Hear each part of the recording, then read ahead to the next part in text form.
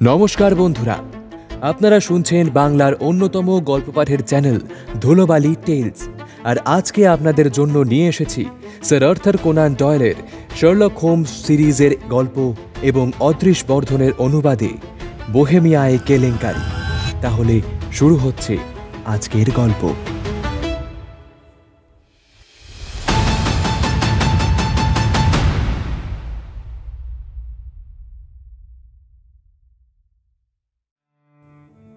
আজকাল শার্লক হোমসের সঙ্গে আমার দেখাশোনা বড় হয় না।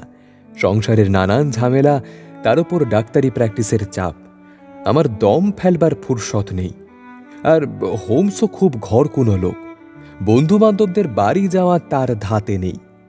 বেকার স্ট্রিটের বাসায় বসে নিজের বইপত্তরের মধ্যেই ডুবে থাকতে সে ভালোবাসে, যদিও তার জীবনের লক্ষ্য হল অপরাধের হেস্তনেস্ত করে অপরাধীকে ধরা, আর এই কাজের প্রয়োজন ছাড়া সে ঘর থেকে মোটেই বের হতে চায় না।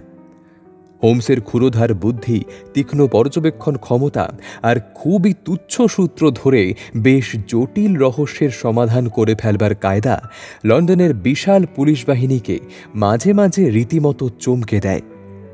আর পাঁচজনের মতোই আমিও এখন শার্লক হোমসের কীর্তিকাহিনীর সংবাদ পাই খবরের কাগজের মারফত।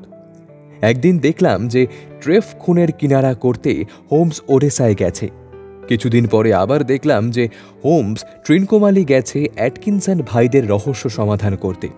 আর এই সেদিন দেখলাম যে ইংল্যান্ড রাজবংশের ভীষণ গুরুত্বপূর্ণ অথচ একান্ত গোপনীয় একটি ব্যাপারের সুচারু সমাধান করেছে হোমস। একদিন রাত্রিরে, সঠিক তারিখটা হলো 20 মার্চ 1888, আমি রুগী দেখতে গিয়েছিলাম। রুগী দেখে বাড়ি ফেরবার সময় হঠাৎ খেয়াল হলো যে আমি বেকার স্ট্রিট ধরে হাঁটছি। পুরনো বাসার দরজার কাছে এসে আমার অনেক কথা মনে পড়ে গেল।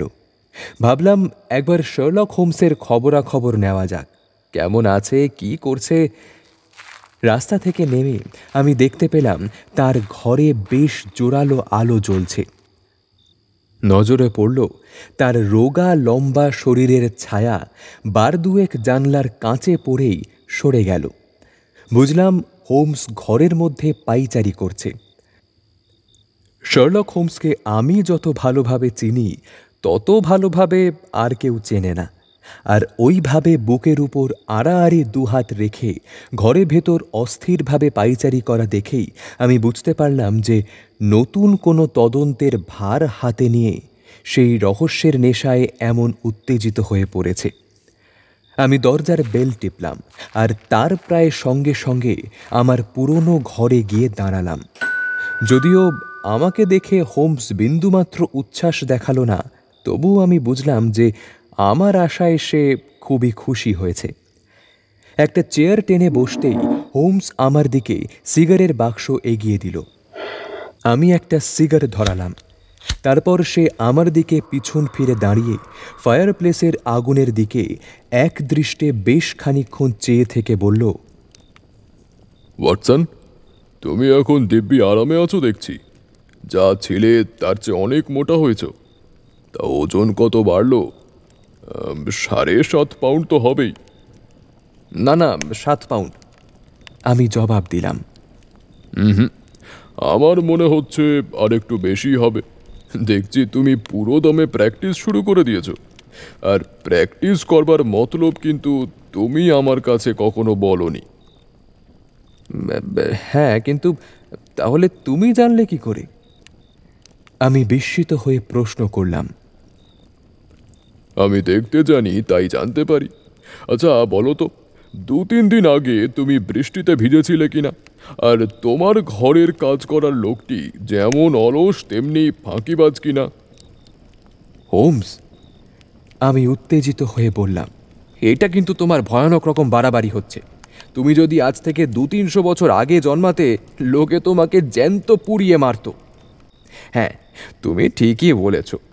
গত বৃহস্পতিবার আমাকে একটু পল্লী অঞ্চলে যেতে হয়েছিল, আর আমি যাকে বলে একেবারে কাক ভেজা হয়ে ফিরেছিলাম। কিন্তু আমার আজকের পোশাক দেখে সে কথা তুমি জানলে কি করে? আর ঘরের কাজের মেয়েটির কথা যদি বলো তো তাকে এই মাসেই ছাড়িয়ে দেব ঠিক করেছি। কিন্তু তাও তার কাণ্ডও তো তোমার জানবার কথা নয়। হোমস খুশিতে হাত ঘষতে ঘষতে নিজের মনে হাসতে লাগলো। আরে, এ তো জলের মতো সোজা। তোমার বাঁ পায়ের জুতোর যেখানটায় ফায়ারপ্লেসের আগুনের আভা পড়েছে, সেখানটায় দেখছি চামড়ার ওপর পরপর 6টা লম্বা আঁচড় টানা। বোঝাই যাচ্ছে যে অত্যন্ত জাতাভাবে, দায়সারাভাবে কেউ শক্ত কোনো কিছু দিয়ে জুতোয় লেগে থাকা শুকনো কাদা তুলতে চেষ্টা করেছে। আর এর থেকে আমি দুটো সিদ্ধান্ত করলাম। এক, তুমি ঝড় জলে ভিজেছিলে, আর তোমার কাজের লোকটি লন্ডন শহরের প্রধান অকর্মদের একজন। আর তুমি যে ডাক্তারি করছো তার প্রমাণ পেলাম তুমি ঘরে পা দিতেই। যদি কোনো লোক ঘরে ঢোকবার সঙ্গে সঙ্গে আইটোফোমের গন্ধে ঘর ভরে যায়, যদি তার ডান হাতের তর্জনীতে সিলভার নাইট্রেটের কালো দাগ লেগে থাকে, আর তার মাথার লম্বা টুপিটার একদিকটা স্টেথোস্কোপ গুজে রাখার জন্য ফুলে থাকে, আর এই সব দেখেও আমি যদি বুঝতে না পারি যে সে একজন রুগী দেখা ডাক্তার, তাহলে স্বীকার করতে হবে যে আমার মতো মাথা মোটা লোক লন্ডন শহরে আর দুটি নেই। হোমসের কথা শুনে আমি না হেসে পারলাম না। দেখো হোমস, তুমি যখন সব ব্যাপার এই বেশ করে বুঝিয়ে বলো না, তখন মনে হয় এ তো সব জলের মতো সহজ, এটা তো আমারও বলতে পারা উচিত ছিল।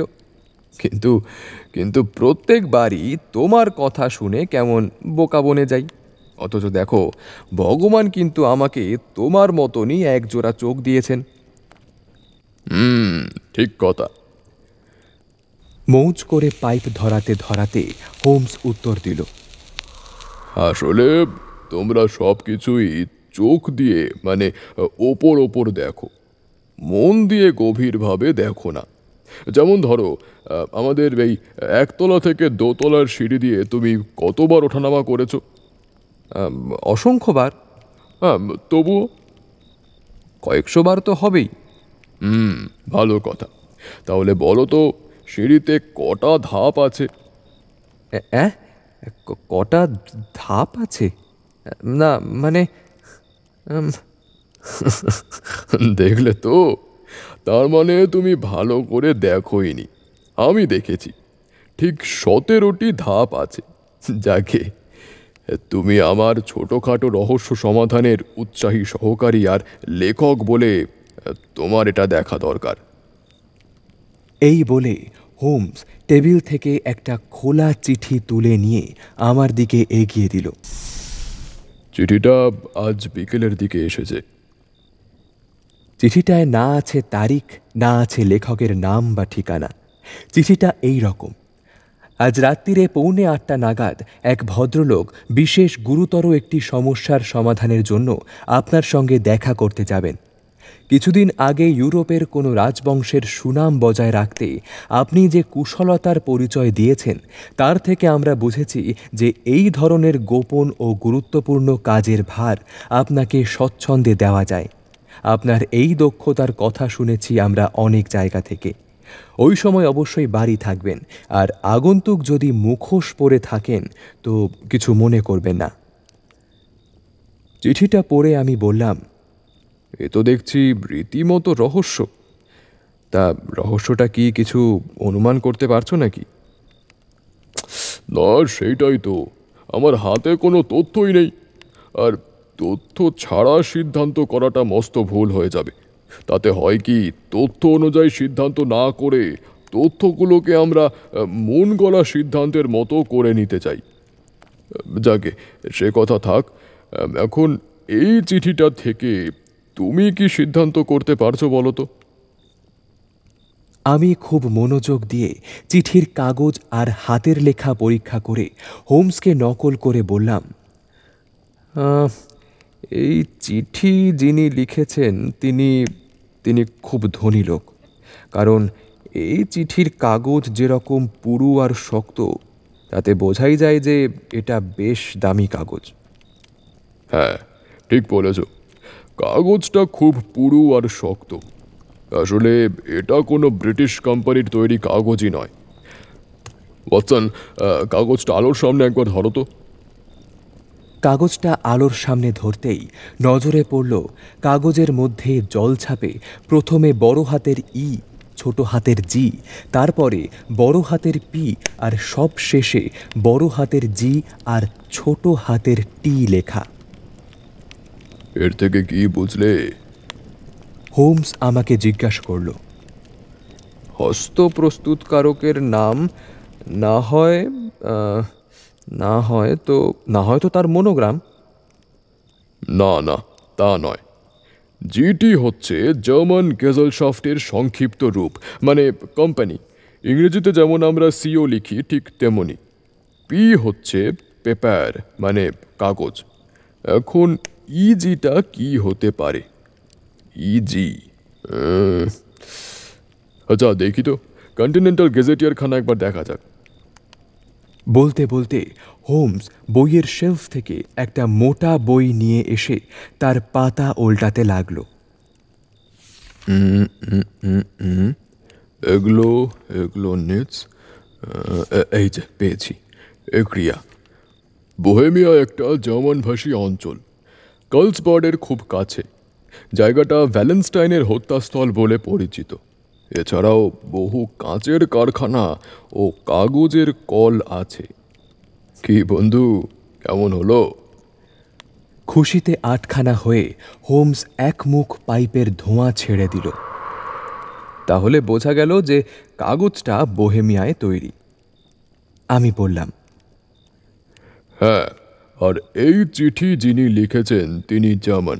কারণ এই যে লিখেছেন, এই যে, আপনার এই দক্ষতার কথা আমরা শুনেছি অনেক জায়গা থেকে। এই ধরনের বাক্য জার্মান ভাষারই বিশেষত্ব। কোনো ইংরেজ, ফরাসি বা রাশিয়ান এ ধরনের বাক্য লিখবে না। এখন প্রশ্ন হলো, এই জার্মান ভদ্রলোক যিনি বোহেমিয়ায় তৈরি কাগজে চিঠি লেখেন, মুখোশের আড়ালে মুখ ঢাকতে পছন্দ করেন, তিনি আমাদের কাছে কি চান? আর আমি যদি খুব ভুল না হয়ে থাকি তো ওই যে তিনি আসছেন। হোমসের কথা শেষ না হতেই আমাদের বাড়ির সামনের ফুটপাত ঘেঁষে খপ খপ আওয়াজ করতে করতে একটা ঘোড়ার গাড়ি এসে থামায়। হোমস শীষ দিয়ে উঠল। শব্দ শুনে মনে হলো 2 ঘোড়ায় টানা গাড়ি। বলে হোমস জানালা দিয়ে উঁকি মেরে দেখল। ভারী সুন্দর একটা ছোট্ট ব্রুহাম গাড়ি। বুঝলে ওয়াটসন, ঘোড়া দুটোর তুলনা মেলা ভার। একটার দাম কম করে 150 গিনি হবে। আর কিছু থাক বা না থাক, এই তদন্তে টাকার কমতি হবে না। আমি বললাম, তাহলে আমি এখন চলি। একদম নয়, যেখানে আছো ঠিক সেখানেই বসো। তুমি হচ্ছে আমার বোসওয়েল, তোমাকে ছাড়া আমার চলবে কি করে? আর তাছাড়া মনে হচ্ছে ব্যাপারটা বেশ ইন্টারেস্টিং হবে। তুমি যদি এখন চলে যাও তো পরে তোমাকে পস্তাতে হবে। কিন্তু তোমার মক্কেল? আরে ধর, তার কথা বাদ দাও তো। তোমার সাহায্যের প্রয়োজন আমারও তো হতে পারে, আবার তারও তো হতে পারে। অতএব ওই চেয়ারটাতেই বসে থাকো আর সব কথা মন দিয়ে শোনো। এতক্ষণ সিঁড়িতে যে ধীর অথচ ভারী পায়ের শব্দ শোনা যাচ্ছিল, তা আমাদের দরজার কাছে এসে থেমে গেল। আর তারপর দরজায় বেশ জোর টোকা পড়ল। হোমস বলল, ইয়েস, কাম ইন। দরজা ঠেলে যিনি ঘরে ঢুকলেন, উচ্চতায় তিনি 6.5 ফুটের বেশি তবু কম নন। তার হাত, পা, বুকের ছাতি হারকিউলিসকে মনে পড়িয়ে দেয়। তার জামা কাপড় খুব দামি, এত দামি যে ইংল্যান্ডের শিক্ষিত ভদ্রলোক একে বলবে রুচির বিকার। তার ডাবল ব্রেস্টেড কোটের বুকে ও হাতায় আস্ট্রাকান ভেড়ার লোমের বের আর লম্বা পটি দেওয়া। তার ঘন নীল ক্লোকে লাল সিল্কের পটি বসানো, আর ক্লোকের ঘাড়ের কাছে একটা ব্রোশ, আর ব্রোশের ঠিক মধ্যিখানে দামি বেরিল পাথর বসানো। তার বুট জুতোর, যা প্রায় পায়ের ডিম পর্যন্ত উঁচু, সামনে তামাটে রঙের ফার দেওয়া। তার পোশাক পরিচ্ছদ দেখলেই বোঝা যায় ভদ্রলোক অসম্ভব ধনী। তার হাতে একটা চওড়া আকারের টুপি, কিন্তু তার মুখের উপরের দিকে মুখোশে ঢাকা। আমার মনে হলো মুখোশটা তিনি ঘরে ঢোকবার আগেই পরেছেন, কেননা তার একটা হাত তখনও উঠেছিল। মুখের তলার দিকটা খোলা। তার ঠোঁট আর চিবুকের গড়ন দেখলে বোঝা যায় তিনি যেমন জেদি আর তেমনই দৃঢ়চেতা। আপনি আমার চিঠি পেয়েছিলেন আশা করি? ভদ্রলোক প্রশ্ন করলেন। গলার স্বর যেমন গম্ভীর তেমনি কঠোর, উচ্চারণ জার্মানদের মতো। আমি লিখেছিলাম আমি আসব। আগন্তুক আমাদের দুজনের মুখের দিকে তাকালেন। আমি বুঝলাম তিনি ধরতে পারেননি আমাদের মধ্যে কে শার্লক হোমস। হোমস বলল, আপনি অনুগ্রহ করে বসুন, ভেতরে আসুন। ইনি আমার বন্ধু ও সহকারী ডক্টর ওয়াটসন। আমাকে আমার কাজে প্রয়োজনে সাহায্য করেন। আপনার পরিচয় জানতে পারি কি? আমাকে আপনি কাউন্ট অফ ক্রান বলে ডাকতে পারেন। আমার দেশ বোহেমিয়া। আমি আশা করি আপনার এই বন্ধুটি ভদ্রলোক এবং কোনো গোপন কথা ফাঁস করে দেবেন না জেনে নির্ভাবনায় সব কথা বলা যায়। আর তা যদি না হয় তো সমস্যাটা আমি কেবলমাত্র আপনার সঙ্গে আলোচনা করতে চাই। আমি উঠে যাবার জন্য দাঁড়াতেই হোমস আমার হাত ধরে টেনে ফের বসিয়ে দিয়ে বলল, আপনার ব্যাপারে হয় আমরা দুজনেই থাকবো, না হয় কেউ থাকবো না। আপনার সব কথা গোপন থাকবে। আপনি স্বাচ্ছন্দ্যে এনার সামনে বলতে পারেন। ঈষৎ কাঁধ ঝাঁকিয়ে কাউন্ট বললেন, বেশ, আমি সব কথাই বলছি। তবে আপনাদের কথা দিতে হবে যে 2 বছরের মধ্যে এ সম্পর্কে আর একটিও কথা প্রকাশ করতে পারবেন না। তারপরে অবশ্য ব্যাপারটা জানাজানি হলেও কোনো ক্ষতি নেই, কিন্তু তার আগে যদি ব্যাপারটা ফাঁস হয় তো সমগ্র ইউরোপে হইচই পড়ে যাবে। হোমস বলল, ঠিক আছে, আমরা কথা দিচ্ছি। হ্যাঁ, আমিও। কিন্তু কিছু মনে করবেন না, মুখোশটা আমি খুলতে পারবো না। কেননা যিনি আমাকে আপনার সঙ্গে যোগাযোগ করতে বলেছেন তিনি চান যে তার দূত হিসেবে আমি যেন আপনাদের অপরিচিতই থেকে যাই। আর ভালো কথা, আপনাদের কাছে আমার যে পরিচয় দিয়েছি তাও সম্পূর্ণ খাঁটি নয়। কিঞ্চিত নীরস গলায় হোমস উত্তর দিল, তা বুঝতে পেরেছি। আসলে সমস্ত ব্যাপারটা এতটাই গুরুত্বপূর্ণ যে যাতে করে কোনো রকম গালগল্প, গুজব বা মিথ্যা রটতে না পারে তার জন্য আমাদের সব রকম ব্যবস্থা নিতে হবে। আর এই ব্যাপারের সঙ্গে বোহেমিয়ার বংশানুক্রমিক রাজা আমস্টাইনদের মান সম্মান জড়িয়ে আছে। চেয়ারে গা এলিয়ে দিয়ে চোখ না খুলেই নিচু গলায় হোমস বলল, এটাও আমি অনুমান করতে পেরেছিলাম। আমাদের অতিথি কিছুটা বিস্মিত হয়ে চোখ বুজে আলস্য গা এলিয়ে আরামকেদারায় শুয়ে থাকা হোমসের দিকে তাকিয়ে বোধহয় ভাবছিলেন, এই কি সেই ক্ষুরোধার বুদ্ধিসম্পন্ন দক্ষ রহস্য সন্ধানী যার সম্বন্ধে তিনি এত কথা শুনেছেন। ধীরে ধীরে চোখ খুলে হোমস কিছুটা অসহিষ্ণুভাবে বলল, দা মহারাজ, যদি অনুগ্রহ করে সমস্যাটা আমাকে খুলে বলেন তো আমার পক্ষে আপনাকে পরামর্শ দেওয়া সহজ হয়। হোমসের কথায় ভদ্রলোক চেয়ার থেকে তড়াক করে লাফিয়ে উঠে ঘরের মধ্যে উত্তেজিতভাবে পায়চারি করতে লাগলেন। খানিকক্ষণ পরে বোধহয় হতাশায় এক টানে মুখোশটা ফেলে দিয়ে তিনি বললেন, হ্যাঁ, আপনার অনুমান ঠিক। আমি বোহেমিয়ার রাজা। সত্য গোপন করে আর লাভ নেই। ঠিকই বলেছেন। আপনি কোনো কথা বলবার আগেই আমি টের পেয়েছিলাম যে আমি Wilhelm Gottsreich Sigismond von Ormstein Cassel ফেমস্টাইনের গ্র্যান্ড ডিউক বোহেমিয়া রাজার সঙ্গে কথা বলছি। তখন আমাদের রাজা অতিথি একটা চেয়ারে বসে নিজের কপালে হাত বুলোতে বুলোতে বললেন, বুঝতেই পারছেন যে এই ধরনের কাজে আমার কোনো অভিজ্ঞতা নেই, কিন্তু এটা এমনই একটা ব্যাপার যে কাউকেই বিশ্বাস করতে পারি না, তাতে খবরটার গোপনীয়তা থাকবে না। তাই বাধ্য হয়ে নিজের পরিচয় সম্পূর্ণভাবে গোপন করে প্রেগ থেকে আমি আপনার সাহায্য ও পরামর্শের জন্য এসেছি। তাহলে অনুগ্রহ করে সব কথা আমাকে যথাসম্ভব খুলে বলুন। হ্যাঁ, ব্যাপারটা হচ্ছে বছর 5 আগে বিশেষ কারণে আমাকে বেশ কিছুদিন ওয়ার্ডস শহরে থাকতে হয়েছিল। সেই সময় আমার আইরিন অ্যাডলারের সঙ্গে পরিচয় হয়। অ্যাডলারের নাম তো আপনারা নিশ্চয়ই শুনেছেন। ডাক্তার, আমার ইন্ডেক্স থেকে ওই নামটা বের করো তো। বহুকাল ধরে হোমস নানান টুকিটাকি খবর সংগ্রহ করে আসছে। অনেক দিন ধরে সংকলন করার জন্য এখন এমন হয়েছে যে এমন কোনো বিখ্যাত বা কুখ্যাত ব্যক্তি নেই বা বিষয় নেই যার সম্বন্ধে কিছু না কিছু খবর তার সংগ্রহে নেই। ইন্ডেক্সের পাতা উল্টাতে উল্টাতে নামের মাঝখানে অ্যাডলারের নাম পাওয়া গেল। কই দেখি দেখি। বলে হোমস বইটা আমার থেকে নিয়ে নিজেই পড়তে লাগলো। নিউ জার্সিতে 1858 খ্রিস্টাব্দে কন্ট্রাল্টো, তারপর লাস্কেলা, বেশ বেশ ওয়ার্ডস শহরে ইম্পেরিয়াল অপেরার প্রধান গায়িকা, অপেরা থেকে অবসর গ্রহণ, খুব ভালো, বর্তমানে লন্ডন শহরের বাসিন্দা।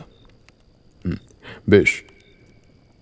তারপর বইটা বন্ধ করে বোহেমিয়ার রাজার দিকে চেয়ে বলল, বেশ তো, কিন্তু সমস্যাটা কি? ওয়ার্স শহরে থাকবার সময় আমার লেখা কিছু ব্যক্তিগত কাগজপত্র অ্যাডলারের হাতে। তাকে শেষ করতে না দিয়ে হোমস বলল, অ্যাডলারের হাতে আছে, আর এখন আপনি সেগুলো ফেরত পেতে চান, অথচ তিনি ফেরত দিতে চাইছেন না, তাই তো? হ্যাঁ, ঠিক। সেই কাগজপত্রগুলো কি কোনো কিছুর দলিল? না। তবে আর ভাবনা কি? অ্যাডলার বা অন্য কেউ যদি কখনো ওই সব কাগজপত্র দেখিয়ে আপনাকে অপদস্থ করতে চায়, তো সোজা বলে দেবেন ও সব জাল কাগজ। কিন্তু সে কাগজে আমার লেখা ব্যক্তিগত প্যাডের কাগজ। বলবেন একটা প্যাড চুরি গিয়েছিল। হাতের লেখা যে আমার। বলবেন কেউ আপনার হাতের লেখা নকল করে ওগুলো লিখেছে। কাগজে আমার শিলমোহর করা আছে। ও সে জাল শিলমোহর। ওই সঙ্গে আমার একটা ছবিও আছে। মহারাজ, আপনার ছবি দোকান থেকে সংগ্রহ করা এমন কিছু শক্ত কাজ নয়। কিন্তু সে ছবিতে আমরা দুজনেই আছি। বোহেমিয়ার রাজা একটু ইতস্তত করে বললেন, তাহলে অবশ্য মুশকিল। আপনি কাঁচা কাজ করে ফেলেছেন মশাই। হ্যাঁ, তখন আমার বয়স আর বুদ্ধি দুই কম ছিল। হোমস একটু চুপ করে থেকে বলল, তাহলে তো জিনিসপত্রগুলো উদ্ধার করতেই হয়, বিশেষত ওই ছবিটা। আমরা অনেক চেষ্টা করেছি, কিন্তু পারিনি। তাহলে কিছু খরচ করে ওগুলো কিনে নিতে হবে।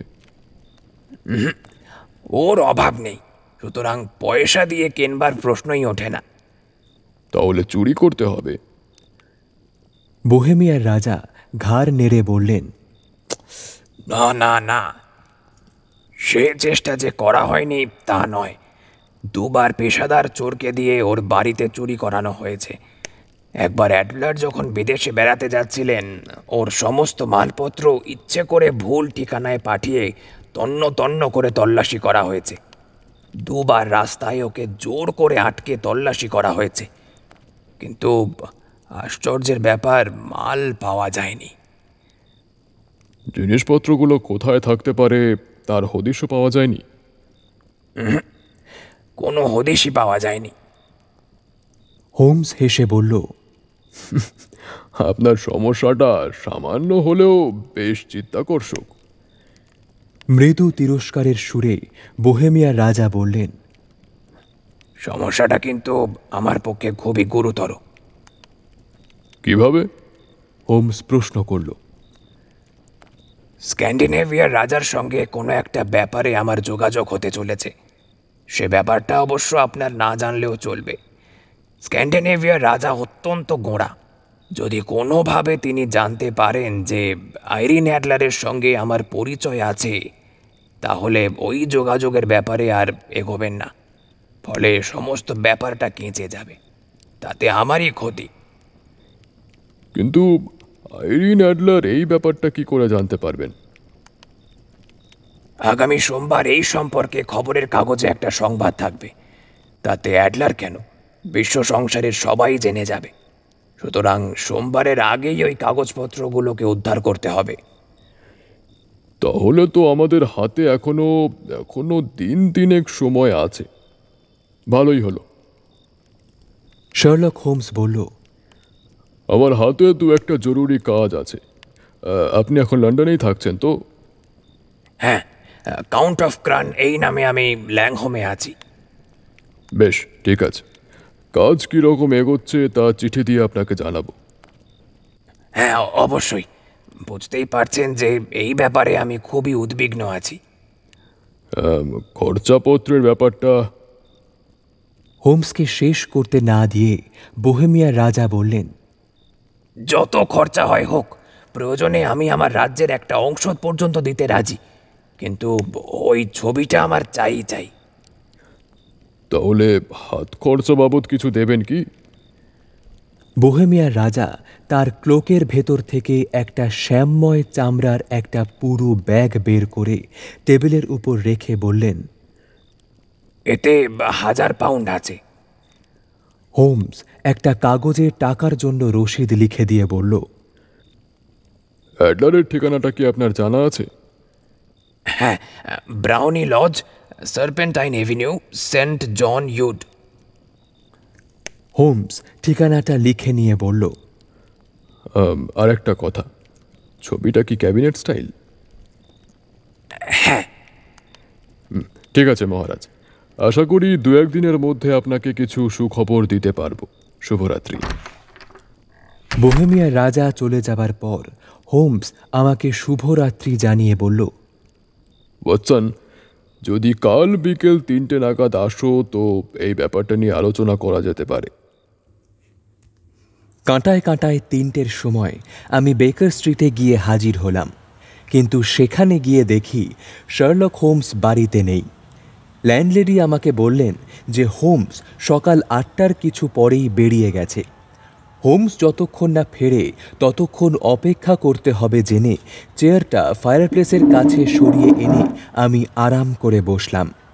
যদিও আগেকার দু একটা রহস্যের তুলনায় বর্তমান তদন্তে রোমহর্ষক ব্যাপার কিছু নেই, তবুও এই সমস্যার সঙ্গে প্রত্যক্ষভাবে জড়িত ব্যক্তিটির সামাজিক ও রাজনৈতিক খ্যাতির জন্য মনে মনে বিশেষ কৌতূহল অনুভব করছিলাম।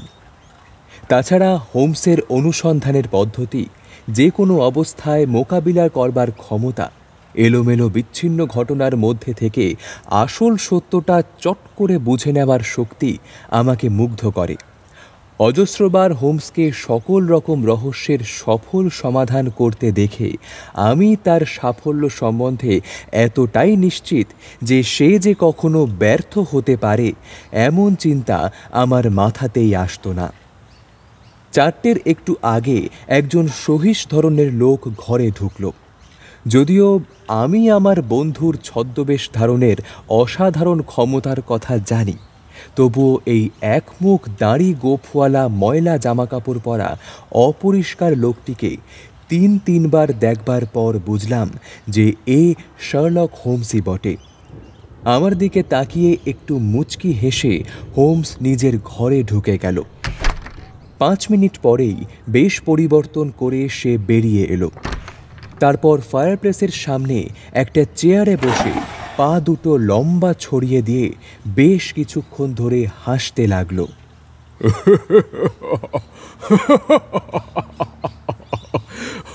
ওয়াটসন, তোমায় কি বলবো গো।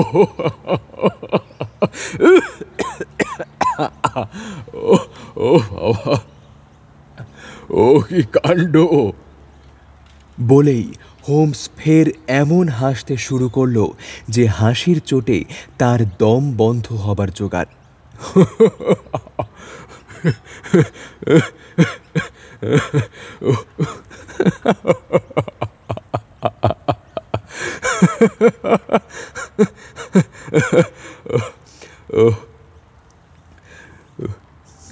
তা হঠাৎ এত হাসির কি ঘটলো? আরে সাংঘাতিক কাণ্ড! আমি সকাল থেকে বিকেল পর্যন্ত কি কি করেছি তা তুমি কোনো মতেই কল্পনা করতে পারবে না। আমার মনে হচ্ছে যে তুমি সারাদিন আইরিন অ্যাডলারের বাড়ির চারপাশে সূত্রের সন্ধানে ঘোরাফেরা করছিলে। হ্যাঁ, ঠিক তাই। কিন্তু শেষকালে যা হলো তা ভাবাই যায় না। যা হোক, বলছি শোনো। 8টার একটু পরেই আমি বেকার সহিসের ছদ্মবেশ নিয়ে তো বেরিয়ে পড়লাম। সহিস গাড়োয়ান বা ওই ধরনের লোকেদের মধ্যে যে কি প্রচণ্ড ভাব ভালোবাসা আছে তা তুমি জানো না। যদি তুমি ওদেরই একজন হয়ে ওদের দলে ভিড়ে যেতে পারো তো যে কোনো রকম খবর তুমি অনায়াসে পেয়ে যাবে। আমি তো ব্রিওনি লজ খুঁজে বের করলাম। সুন্দর ছোট্ট দোতলা বাড়ি, বাড়ির পিছনে বাগান, দরজায় চাবলক লাগানো, ঘরগুলো বেশ সাজানো গোছানো, বিরাট বিরাট প্রায় মেঝে পর্যন্ত জানলা। জানলাগুলো ছিটকিনি দিয়ে আটকানো, তবে ছিটকিনিগুলো এমনই যে যে কোনো শিশুই সেগুলো খুলে ফেলতে পারে। বাড়ির পেছনে কোচ হাউস। কোচ হাউসের ছাদ থেকে বাড়ির ঢাকা বারান্দায় জানলাটা ধরা যায়। বাড়িটার চারদিকে খুব খুঁটিয়ে খুঁটিয়ে দেখেও তেমন কিছু আবিষ্কার করতে পারিনি। তারপর আমি ওইখানেই ঘুরঘুর করতে লাগলাম। ঘুরতে ঘুরতে দেখলাম যে বাগানের একদিকের দেওয়ালের সঙ্গে লাগোয়া এক সারি আস্তাবল। আমি সেই আস্তাবলের লোকেদের সঙ্গে জুটে গিয়ে ঘোড়াগুলোকে দলাই মলাই করতে লাগলাম। তার বদলে কি পেলাম জানো? পেলাম 2টো পেন্স, 1 গ্লাস পানীয় আর বেশ খানিকটা তামাক, আর অ্যাডলার সম্বন্ধে যাবতীয় খবর। উপরন্তু ওই অঞ্চলের অন্য লোকেদের হাড়ির খবরও শুনতে হলো আমাকে। সত্যি। তা অ্যাডলারের সম্বন্ধে কি জানতে পারলে? আইরিন অ্যাডলার তো সার্পেন্টাইন মিউজের সবাই এক বাক্যে তার প্রশংসা করলো। ঠান্ডা প্রকৃতির চমৎকার ভদ্রমহিলা, চুপচাপ থাকেন, মাঝে মাঝে জলসায় গান করেন, রোজ ঘড়ি ধরে বিকেল 5টায় বেড়াতে যান আর ফেরেন ঠিক 7টায় ডিনারের আগে। জলসা না থাকলে অন্য সময় কখনো বাড়ি থেকে বের হন না। গডফ্রে নর্টন নামে ওনার টেম্পেলের এক আইনজীবী রোজ অন্তত একবার তার সঙ্গে দেখা করতে আসেন। ভদ্রলোক নাকি অত্যন্ত সুপুরুষ। দেখো, এই হচ্ছে কোচোয়ান সহিসদের সঙ্গে ভাব জমাবার ফল। ওরা নর্টনকে বহুবার তার বাসায় পৌঁছে দিয়েছে। ওদের অজানা খুব কম জিনিসই আছে। ওদের কাছ থেকে যতটা খবর পাওয়া গেল তা নিয়ে ভাবতে ভাবতে আমি আবার ব্রিওনি লজের দিকে পা বাড়ালাম। কিভাবে কোন দিক দিয়ে এগোনো যায় তাই ভাবছি। এই গডফ্রে নর্টন ব্যক্তিটি হাজির হয়ে পরিস্থিতি ঘোরালো করে তুলল। লোকটা পেশায় আইনজীবী। আমার প্রথম সমস্যা হলো অ্যাডলারের সঙ্গে এর কি সূত্রে আলাপ সেটা জানা। নর্টন যদি অ্যাডলারের আত্মীয় বা বন্ধু হয় তো এক কথা, কিন্তু যদি অ্যাডলারের আইন বিষয়ের পরামর্শদাতা হয় তো খুব মুশকিল। নর্টন যদি অ্যাডলারের আত্মীয় বা বন্ধু হয় তো অ্যাডলার তাকে তার বিশেষ মূল্যবান বা গোপন পত্র দেখাবে না বা তার কাছে রাখতে দেবে না। কিন্তু সে যদি নর্টনের মক্কেল হয় তাহলে তো অ্যাডলার তার গোপন ও মূল্যবান কাগজপত্র তাকে দেখাবে এবং তার হেফাজতেও রাখতে দিতে পারে। বিশেষ করে যখন তার বাড়িতে বার দুয়েক চুরি হয়েছে, তার মালপত্র খোয়া গেছে বা অন্য জায়গায় চলে গেছে এবং তাকে দুবার ছিনতাইকারীর হাতে পড়তে হয়েছে। তা যদি হয় তাহলে অনুসন্ধানের ক্ষেত্রটা অনেক বেড়ে গেল। এখন সমস্যা হলো কোথা থেকে শুরু করি, ব্রিওনি লজ না ইনার টেম্পল। এইরকম 7-5 ভাবছি, এমন সময় একটা গাড়ি এসে থামলো ব্রিওনি লজের সামনে।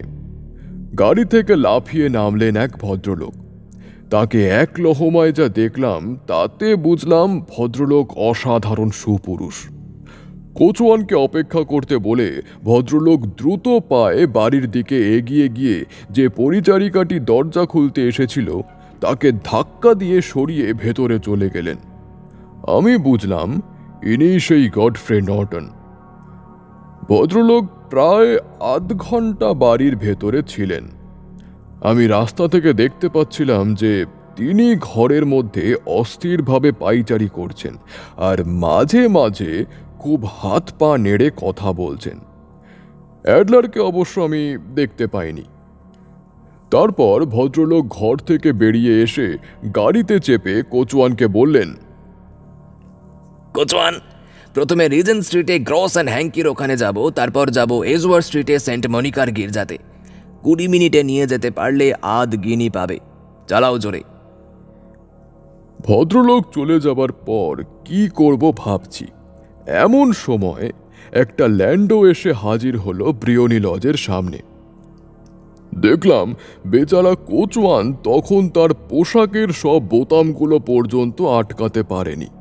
বুঝলাম হঠাৎ গাড়ির মালিক বের হবার প্রয়োজন হয়েছে, তাই তাকে পড়িমড়ি করে গাড়ি এনে হাজির করতে হয়েছে। গাড়িটা এসে থামতেই একরকম প্রায় ছুটে এসে অ্যাডলার গাড়িতে উঠলেন। জন, সেন্ট মনিকার গির্জা চলো। 20 মিনিটে পৌঁছে দিতে পারলে আজ সোভরেন বকশিস পাবে। বুঝলে ওয়াটসন, এরকম সুযোগ কখনো ছাড়া উচিত নয়, অথচ কি করে ওদের ধাওয়া করা যায়। একবার ভাবলাম ব্যান্ডোর পেছনে উঠে পড়ি। এমন সময় দেখি একটা ভাড়াটে গাড়ি আসছে।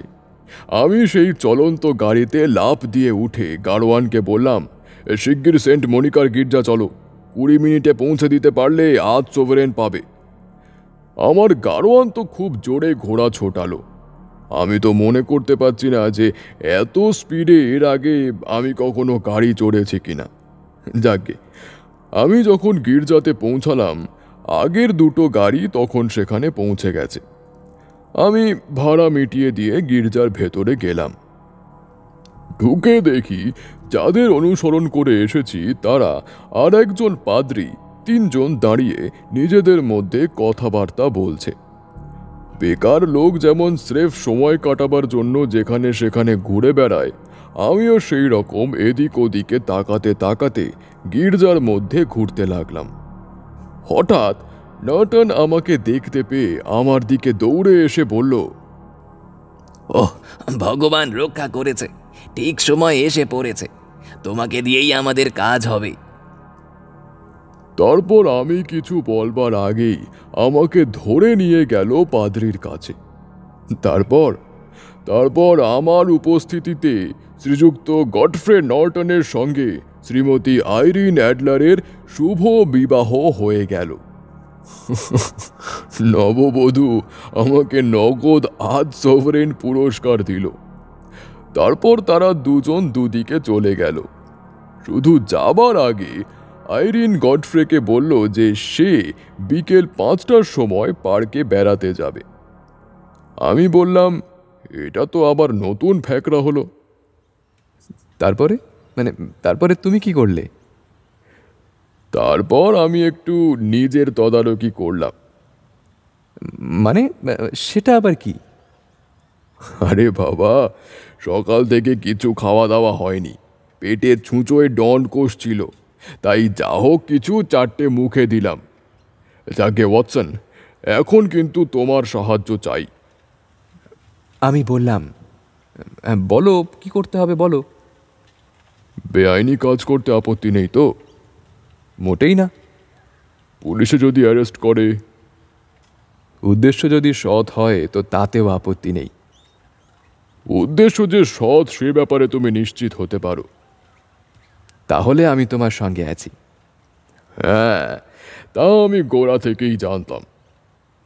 তাহলে বলো বলো আমায় কি করতে হবে? আমাদের কথাবার্তার মাঝখানে মিসেস টার্নার খাবারের ট্রে নিয়ে ঘরে ঢুকছিলেন। তার হাত থেকে ট্রেটা ধরে নিয়ে হোমস বলল, দাঁড়াও, খেতে খেতে সব কথা বলছি তোমাকে। এখন প্রায় 5টা বাজে। 2 ঘন্টার মধ্যে তৈরি হয়ে আমাদের ঘটনাস্থলে হাজির হতে হবে। মিস আইরিন, ম্যাডাম আইরিন ঠিক 7টার সময় বাড়ি ফিরবেন, আর সেই সময় আমরা তার সঙ্গে দেখা করব। তারপর? তারপরের কথা আমার ওপর ছেড়ে দাও, সব ব্যবস্থা আমি করে রেখেছি। শুধু একটা কথা, যাই ঘটুক না কেন, তুমি কোনোভাবে নিজেকে জড়িয়ে ফেলবে না। আমি শুধুই দর্শক? হোমস বলল, গোড়ার দিকে খানিকটা তাই। যাই হোক, মন দিয়ে শোনো। ওখানে একটা ছোটোখাটো গন্ডগোল হয়তো হবে, আর আমাকে হয়তো ধরে ব্রিওনি লজের মধ্যে নিয়ে যাবে। তাতেও কিন্তু তুমি বিচলিত হবে না। মিনিট 3-4 পরে একটা ঘরের জানলা খুলে যাবে, আর তুমি চুপি চুপি ওই জানালার কাছে গিয়ে দাঁড়াবে। বেশ। তারপর আমি এইভাবে হাত তুললে, এইভাবে হাত তুললে যে জিনিসটা তোমাকে এখন দেব সেটা ঘরের মধ্যে ছুঁড়ে দিয়ে আগুন আগুন বলে চেঁচাবে, বুঝলে? হ্যাঁ, বুঝেছি। এটা মারাত্মক কোনো কিছু নয়। বলে হোমস পকেট থেকে একটা লম্বা সিগারের আকারের একটা জিনিস বের করে আমাকে দিলে। এ নাও, এটা একটা পটকা। সাধারণ পটকা থেকে এর তফাৎ এই যে এর দুদিকেই বারুদ থাকায় আলাদা করে আগুন দিতে হয় না। তোমার কাজ হলো ওই পটকাটা ছুঁড়ে দেওয়াটুকু। তুমি আগুন বললেই চারপাশের আর সকলে চিৎকার শুরু করে দেবে, আর সেই সুযোগে তুমি ওখান থেকে চলে এসে বড় রাস্তার মোড়ে আমার জন্য অপেক্ষা করবে। আমি মিনিট 10 মধ্যে ওখানে পৌঁছে যাব। আমি ঘাড় নেড়ে জানালাম যে তাই হবে। হোমস তখন নিজের ঘরে গেল বাইরে বের হবার জন্য প্রস্তুত হতে। হোমসের ঘর থেকে বেরিয়ে এলো অত্যন্ত নিরীহ ভালো মানুষ এক মাঝবয়সী পাদ্রী। হোমসের ছদ্মবেশ নেওয়ার সবচেয়ে বড় বিশেষত্ব হলো এই যে সে যখন যে চরিত্রের ছদ্মবেশ নেয় তখন ঠিক সেই চরিত্র অনুযায়ী কথাবার্তা তো বলেই, চলাফেরাটাও হুবহু তাদের মতো করে। আমার এক এক সময় মনে হয় যে হোমস যদি অভিনয় করত তাহলে তার সমকক্ষ অভিনেতা পাওয়া শক্ত হতো। 6:15 নাগাদ বেকার স্ট্রিট থেকে বেরিয়ে আমরা যখন সার্পেন্টাইন এভিনিউয়ে পৌঁছালাম তখন 7টা বাজতে 10 মিনিট বাকি। সন্ধে হয়ে এসেছে। রাস্তার আলো সেই সবে 1-2 করে জ্বলতে শুরু করেছে। হোমসের মুখে ব্রিওনি লজের যে রকম বিবরণ শুনেছিলাম বাড়িটা অবিকল সেই রকম। তবে আমি ভেবেছিলাম এলাকাটা নির্জন হবে, তা কিন্তু মোটেই নয়। রাস্তায় লোকজনের বেশ ভিড় আছে। দেখলাম রাস্তার একদিকে আধময়লা জামাকাপড় পরা কয়েকজন লোক জটলা করছে। তাদের থেকে কিছুটা দূরে একটা ছুরি কাঁচি শানওয়ালা আর জন 2 পাহারাদার নিজেদের মধ্যে হাসি ঠাট্টা করছিল। তাছাড়া পথচারীরও কমতি ছিল না। আমরা ব্রিওনি লজের কাছাকাছি ঘোরাফেরা করছিলাম। হোমস বলল, এখন একটা ব্যাপার অনেক সহজ হয়ে গেছে। আমার মনে হয় ছবিটা ওর কাছেই আছে। এখন প্রশ্ন হলো কোথায় আছে। হ্যাঁ সেই তো, কোথায় আছে সেটাই তো প্রশ্ন। আমার দৃঢ় বিশ্বাস ছবিটা উনি সঙ্গে নিয়ে বেড়ান না। প্রথমত, ক্যাবিনেট সাইজের ছবি নিয়ে ঘোরাঘুরি করা অসুবিধাজনক, আর দ্বিতীয়ত উনি জানেন যে বোহেমিয়ার রাজা ভাড়াটে গুন্ডা দিয়ে যে কোনো সময় ওকে রাস্তায় আটকাতে পারেন। তাহলে ছবিটা কোথায় আছে? অনেক জায়গাতেই থাকতে পারে, যেমন ব্যাংকের সেফ ডিপোজিট ভল্টে থাকতে পারে, তার উকিলের কাছেও থাকতে পারে। তবে আমার ধারণা ছবিটা ওর কাছেই আছে এবং এই বাড়িতেই আছে। কেননা সাধারণত মেয়েরা নিজেদের জিনিস নিজেদের কাছেই রাখতে চায়। কিন্তু ওর বাড়িতে তো দুবার চুরি করানো হয়েছে, আমি বললাম। আরে দূর, ওরা জানেই না জিনিসটা কোথায় আছে। তা তুমিও কি জানো যে খুঁজে পাবে? আমি তো খুঁজবো না, উনি আমায় দেখিয়ে দেবেন। উনি উনি উনি তোমাকে দেখিয়ে দেবেন? তা উনি কেন তোমায় দেখাতে যাবেন শুনি? না দেখিয়ে ওর উপায় থাকবে না। এই যে ওই ওই বোধহয় গাড়ি এসে পড়লো। আচ্ছা, যেমন যেমন বলে দিয়েছি সেই মতন করো। হোমস চট করে কোথায় মিলিয়ে গেল। একটা চমৎকার ল্যান্ডো ব্রিওনি লজের দরজার কাছে এসে দাঁড়ালো। গাড়িটা থামতে না থামতেই একটা লোক দৌড়ে গেল গাড়ির দরজা খুলে 2-4 পয়সা পাবার জন্য। একই উদ্দেশ্যে আরও একজন লোকও ছুটে গেল। আর কে দরজা খুলবে এই নিয়ে দুজনের মধ্যে কথা কাটাকাটি শুরু হয়ে গেল। আর অমনি ওই সময় ওখানে যত লোক ছিল সবাই ছুটে গিয়ে একজনের পক্ষ নিয়ে চিৎকার চেঁচামেচি করতে লাগলো। এরই মধ্যে ভদ্রমহিলা গাড়ি থেকে নেমে খুব মুশকিলে পড়ে গেলেন। তাকে ঘিরে দুপক্ষের বচসা তখন পুরোদমে জমে উঠেছে। এর মধ্যে কে আবার কাকে যেন 2-1 ঘা কষিয়ে দিয়েছে। হোমস ভদ্রমহিলাকে ওদের মধ্যে থেকে বের করে আনবার জন্য ছুটে গিয়েই আর্তনাদ করে রাস্তায় লুটিয়ে পড়ল। তার মুখ রক্তে ভেসে যাচ্ছে। মজাটা হলো তারপর হোমসকে ওইভাবে পড়ে যেতে দেখে বেশিরভাগ লোকই সেখান থেকে সরে পড়ল। আইরিন ওই গোলমালের মধ্যে ভিড় ঠেলে বেরিয়ে এসেছিলেন। বাড়ির দরজা থেকে তিনি জিজ্ঞাসা করলেন, উনি কি খুব চোট পেয়েছেন? কয়েকজন একসঙ্গে বলে উঠল, লোকটা মরে গেছে। না না, বেঁচে আছে, তবে হাসপাতাল নিয়ে যেতে যেতেই শেষ হয়ে যাবে। একজন ভদ্রমহিলা বলে উঠলেন, ফাদারের খুব সাহস, উনি ছুটে না গেলে ওই গুন্ডা বদমাইশগুলো ম্যাডামের ঘড়ি আর ব্যাগ ছিনতাই করে পালাতো। কিন্তু একে তো এভাবে রাস্তায় ফেলে রাখা যায় না। যতক্ষণ না চিকিৎসার ব্যবস্থা হয়, একে আপনার বাড়িতে শুয়ে রাখা যাবে কি? হ্যাঁ নিশ্চয়ই, ওকে ভেতরে নিয়ে এসে আরাম করে শুয়ে দাও, আইরিন জবাব দিলেন। রাস্তায় দাঁড়িয়ে আমি দেখলাম কীরকম ধরাধরি করে হোমসকে আইরিনের বাড়ির ভেতরে নিয়ে যাওয়া হলো। একজন ভদ্রমহিলার সঙ্গে এই রকম কপটতা করতে আমার খুব খারাপ লাগছিল, কিন্তু আমি নিরুপায়। হোমসের সঙ্গে কথার খেলাপ করাটা চরম বিশ্বাসঘাতকতা হবে ভেবে মনকে শক্ত করে পটকাটা হাতে করে দাঁড়িয়ে রইলাম। খানিকক্ষণ পরে দেখলাম হোমস ধীরে ধীরে উঠে বসে এমন ভাব করছে যেন তার দম বন্ধ হয়ে আসছে। কে একজন তাড়াতাড়ি রাস্তার দিকের একটা জানালা খুলে দিল। আমি জানালাটার দিকে এগিয়ে যেতে না যেতেই হোমস তার একটা হাত তুলল, আর তৎক্ষণাৎ পটকা ছুঁড়ে দিয়েই আমি আগুন আগুন বলে চিৎকার করে উঠলাম। আমার মুখের কথা খসতে না খসতেই সেখানে যত লোক ছিল সবাই বলে তারস্বরে চেঁচাতে লাগলো। আমি দেখলাম সেই ঘরটা থেকে হু হু করে চাপ চাপ কালো ধোঁয়া বেরিয়ে আসছে। 2-4 মিনিট পরে হোমস বেরিয়ে এসে সকলকে আশ্বাস দিয়ে জানালো যে আগুন টাগুন কিছু লাগেনি। আমি তখন বড় রাস্তার দিকে পা বাড়ালাম। ডাক্তার, তোমার অপারেশন সাকসেসফুল, খুব ভালো হয়েছে। হোমস আমার পিঠ চাপড়ে দিল। ছবিটা উদ্ধার করতে পেরেছো? না, ছবিটা নিইনি, তবে জানতে পেরেছি কোথায় আছে।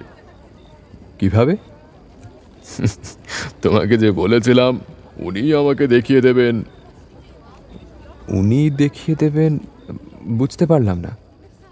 তবে শোনো ডাক্তার, এটা নিশ্চয়ই বুঝেছো যে আজকের সবটাই সাজানো ঘটনা। এরা সকলেই আমার ভাড়া করা লোক। হ্যাঁ সেটা বুঝেছি। এখন বাকিটা শোনো। যখন গোলমাল আরম্ভ হলো তখন আমি তো ছুটে গেলাম। গোড়া থেকেই আমার হাতের চেটোয় লাল রং লাগানো ছিল। আমি দুহাত দিয়ে মুখ ঢেকে পড়ে যাবার সময় সব রং সারা মুখে ভালো করে লাগিয়ে নিলাম। এটা অবশ্য খুবই পুরনো কৌশল। তারপর আমাকে তো ধরাধরি করে আইরিনের খাস কামরায় নিয়ে গিয়ে একটা বড় সোফায় শুয়ে দিল। এই ঘরটার উপর আমার গোড়া থেকেই নজর ছিল। এটা বাইরে বসবার ঘর আর আইরিনের শোবার ঘরের মাঝখানে। তারপর আমি এমন ভাব করলাম যেন বন্ধ ঘরে আমার দম বন্ধ হয়ে আসছে। তখন রাস্তার দিকের জানালা খুলে দেওয়া হলো, আর তুমিও ঠিক তাল মাফিক পটকা ছুড়লে। তাতে তোমার কি সুবিধা হলো? ওইটাই তো সবচেয়ে গুরুত্বপূর্ণ ব্যাপার। তুমি লক্ষ্য করেছো কিনা জানি না, তবে বাড়িতে আগুন লাগলে বাড়ির মেয়েরা আগে বাঁচাতে যায় যে জিনিসটা তার কাছে সবচেয়ে মূল্যবান। ডার্লিংটন তদন্তের সময় দেখেছিলাম, বাড়িতে আগুন লাগতেই ভদ্রমহিলা ছুটলেন তার বাচ্চা ছেলে যেখানে ছিল সেখানে। আর আনসওয়ার্থ ক্যাসেল তদন্তের সময় দেখেছিলাম, আগুন লেগেছে শুনেই ভদ্রমহিলা দৌড়েছিলেন নিজের গয়নার বাক্স সামলাতে। আজও একই ব্যাপার হলো। ওই চাপচাপ কালো ধোঁয়া আর হই হট্টগোলে যে কোনো লোকই ঘাবড়ে যেত। ছবিটা আছে ঘরের দেওয়াল বরাবর যে কাঠের প্যানেল আছে, তার ডান দিকের ঘণ্টা টানা দড়ির পেছনে একটা খোপে। আমি আর চোখে দেখলাম আগুন লেগেছে শুনেই ভদ্রমহিলা ওইখানকার প্যানেলটা ঠেলে সরিয়েছেন। আমি যখন বললাম যে আগুন লাগেনি, তখন তিনি চট করে সেখান থেকে সরে এসে পটকাটার দিকে স্থির দৃষ্টিতে দেখে ঘর থেকে বেরিয়ে গেলেন। আমিও সেই সুযোগে পালিয়ে এলাম। একবার ভেবেছিলাম ছবিটা নিয়েই আসি, কিন্তু দেখলাম কোচওয়ান তখনও সেখানে হাজির। আমাদের কাজ মোটামুটি শেষ। কাল সকালে বোহেমিয়া রাজাকে সঙ্গে নিয়ে আইরিনের সঙ্গে দেখা করতে আসব। তিনি যখন সাজগোজ ছেড়ে আমাদের সঙ্গে দেখা করতে আসবেন, ততক্ষণে আমরা ছবিটা বগল দাবা করে ওখান থেকে কাট মারব। তা কাল কখন আসবে? এই ধরো 8টা নাগাদ। এইসব আলোচনা করতে করতে আমরা বেকার স্ট্রিট পৌঁছে গেছি। হোমস পকেট থেকে চাবি বের করে দরজা খুলছিল। এমন সময় একজন পথচারী বললেন, good night mister Sherlock Holmes. রাস্তায় তখন অনেক লোক ছিল, তাই কে যে বলল ঠিক বোঝা গেল না। মনে হলো একটি যুবকই বোধহয় সম্ভাষণ করল। হোমস বলল, গলাটা চেনা চেনা ঠেকলো, ঠিক বুঝতে পারলাম না। সেই রাত্রিটা আমি বেকার স্ট্রিটে কাটালাম। পরদিন সকালে আমরা কফি টোস্ট দিয়ে সবেমাত্র ব্রেকফাস্ট সাঙ্গ করছি, আর তখনই বোহেমিয়ার রাজা এলেন। আপনি আপনি ছবিটা পেয়েছেন? তিনি অধীরভাবে প্রশ্ন করলেন। না, পাইনি, তবে আশা রাখছি আজকে পেয়ে যাব। তাহলে তাহলে চলুন ছবিটা উদ্ধার করে নেওয়া যাক। হ্যাঁ হ্যাঁ, দাঁড়ান, আগে একটা গাড়ি ডাকাই। কেন, গাড়ি আবার কি দরকার? আমার গাড়ি তো রয়েছে। আচ্ছা চলুন। ব্রিওনি লজে পৌঁছে দরজার বেল টিপতেই একজন বয়স্কা পরিচারিকা এসে দরজা খুলে বলল, আপনাদের মধ্যে কেউ কি মিস্টার শার্লক হোমস? হ্যাঁ, মানে আমি শার্লক হোমস। বিস্মিত হয়ে আমার বন্ধু উত্তর দিল, আমাদের গিন্নিমা বলেছেন যে আপনি হয়তো আসতে পারেন। তিনি আপনাকে বলতে বলেছেন যে আজ ভোরে 5:15 ট্রেনে তিনি চেরিং ক্রস থেকে ইউরোপের দিকে পাড়ি জমিয়েছেন। সে কি, তিনি ইংল্যান্ড ছেড়ে চলে গেছেন? হ্যাঁ, আর তিনি কখনো ইংল্যান্ডে ফিরবেন না। হতাশায় ভেঙে পড়ে বোহেমিয়ার রাজা বললেন, তাহলে তাহলে ছবি আর কাগজপত্রগুলো ফেরত পাওয়া যাবে না? না না, দাঁড়ান, চলুন দেখি। বলে একরকম জোর করে সেই পরিচারিকাকে সরিয়ে দিয়ে হোমস ঘরে ঢুকে গেল। তারপর সেই খাস কামরার ঘণ্টা টানা দড়ির কাছে কাঠের প্যানেল সরিয়ে একটা খোপের ভেতরে হাত ঢুকিয়ে সেখান থেকে একটা ছবি আর খাম বের করল। ছবিটা সান্ধ্য পোশাক পরা আইরিন অ্যাডলারের, আর খামটার উপর লেখা শার্লক হোমস স্কোয়ার। খাম ছিঁড়ে হোমস চিঠিটা পড়তে শুরু করল। প্রিয় মিস্টার শার্লক হোমস, সত্যি আপনার ক্ষমতা অসাধারণ। আপনি আমাকে সম্পূর্ণ পরাস্ত করেছেন, কিন্তু আগুনের মিথ্যা হল্লার আগে পর্যন্ত আমি কোনো রকম সন্দেহই করতে পারিনি। কিন্তু যখন ব্যাপারটা বুঝলাম তখন আমি ধরা পড়ে গেছি। অনেকদিন আগে আমাকে বহু লোক আপনার সম্বন্ধে সাবধান করে দিয়ে বলেছিল যে বোহেমিয়া রাজা যদি নিজের কাজ হাসিল করবার জন্য কোনো লোককে নিযুক্ত করেন তো সে লোক হলেন আপনি। তারা আপনার ঠিকানাও আমাকে দিয়েছিল।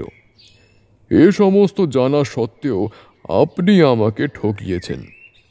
মনে মনে সন্দেহ হলেও একজন নিরীহ পাদ্রীকে এর সঙ্গে জড়াতে মন চাইছিল না। যাই হোক, আপনি হয়তো জানেন যে একসময় আমিও অভিনয় করতাম, তাই পুরুষের ছদ্মবেশ ধরা আমার পক্ষে মোটেই শক্ত নয়। তাই আমার কোচওয়ান জনকে আপনার উপর নজর রাখতে বলে আমি মেকআপ নিতে যাই। আমার অনুপস্থিতির সুযোগে আপনি আমার ঘর থেকে বেরিয়ে আসবার সঙ্গে সঙ্গে আমি আপনাকে অনুসরণ করি। আপনার বাড়ির দরজার কাছে এসে নিশ্চিত হলাম যে বিখ্যাত শার্লক হোমস আমার ব্যাপারে নাক গলাচ্ছেন। অহমিকার বশে আমি আপনাকে শুভরাত্রি জানিয়ে চলে আসি। তারপর ভেবে ভেবে ঠিক করি যে আপনার হাত থেকে রক্ষা পেতে হলে এখান থেকে পালানো ছাড়া আর কোনো রাস্তা নেই। কাল সকালে আপনি এসে দেখবেন পাখি উড়ে গেছে। ভালো কথা, আপনার মক্কেলকে বলবেন ছবির জন্য তিনি যেন বিন্দুমাত্র উদ্বেগ না করেন। ইতি আপনার একান্ত বিশ্বস্ত আইরিন নর্টন অ্যাডলার। এইভাবে কাহিনীর উপর জবনিকা পড়ল। বোহেমিয়ার রাজা কেলেঙ্কারির ভয় থেকে মুক্তি পেলেন ঠিকই, কিন্তু শার্লক হোমসের সমস্ত প্ল্যানকে উল্টে দিলেন অসামান্য বুদ্ধিমতী এক মহিলা। শেষ হলো আজকের গল্প বোহেমিয়ার কেলেঙ্কারি। দেখা হচ্ছে পরের সপ্তাহে একটি নতুন গল্প নিয়ে। ততক্ষণ সঙ্গে থাকুন বাংলার অন্যতম গল্প পাঠের চ্যানেল ধুলোবালি টেলস। আর যারা যারা এখনও সাবস্ক্রাইব করেননি অবশ্যই সাবস্ক্রাইব করে বেল আইকনটি প্রেস করে দেবেন। Till then, stay tuned and have a good day.